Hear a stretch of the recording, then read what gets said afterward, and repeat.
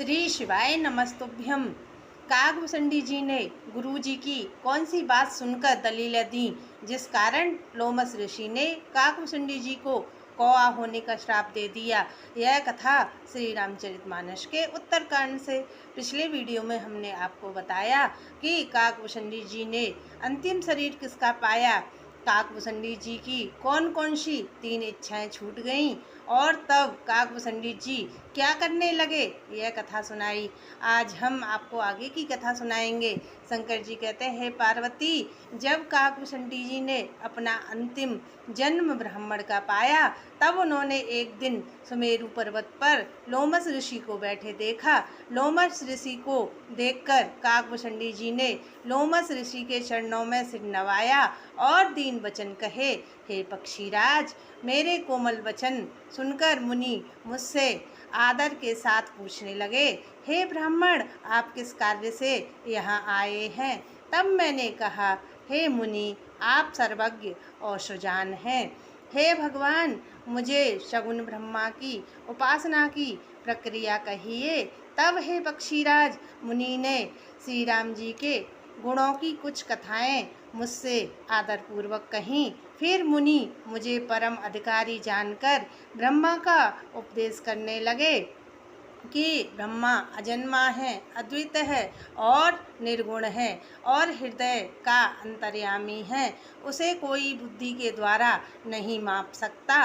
वह इच्छा रहित, नाम रहित, रूप रहित, अनुभव से जानने योग्य, अखंड और उपमा रहित है।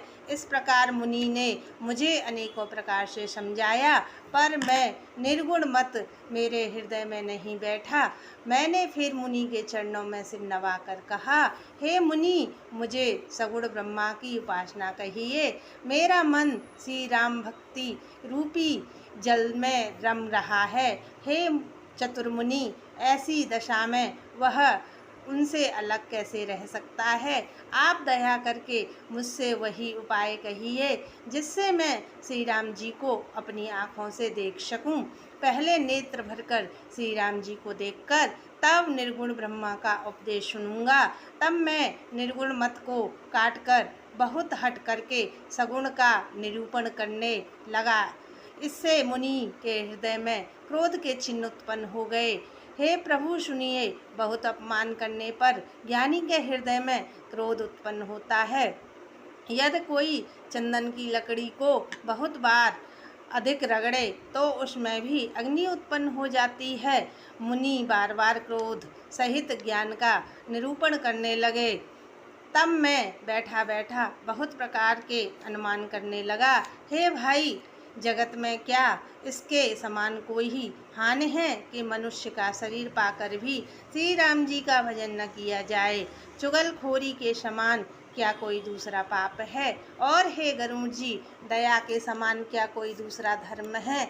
इस प्रकार मैं अनेकों प्रकार से युक्तियों में विचरता था और आदर के साथ मुनि का उपदेश नहीं सुनता था। जब मैंने बार बार सगुण का पक्ष स्थापित किया तब मुनि क्रोधयुक्त वचन बोले, अरे मूर्ख, मैं तुझे सर्वोत्तम शिक्षा देता हूँ तो भी तू उसे नहीं मानता और बहुत सी दलीलें लाकर रखता है। तू मेरे सत्य वचन पर विश्वास नहीं रखता, कोए की भांति सभी से डरता है। अरे मूर्ख, तेरे हृदय में मेरे पक्ष का भारी हट है, अतः तू शीघ्र ही चंडाल पक्षी अथवा कौआ हो जा। मैंने आनंद के साथ मुनि के श्राप को सिर पर चढ़ा लिया। उससे मुझे न कुछ भय हुआ और न ही दीनता ही आई। तब मैं तुरंत कौआ हो गया। फिर मुनि के चरणों में सिर नवाकर श्री राम जी का स्मरण करके हर्षित होकर उड़ चला।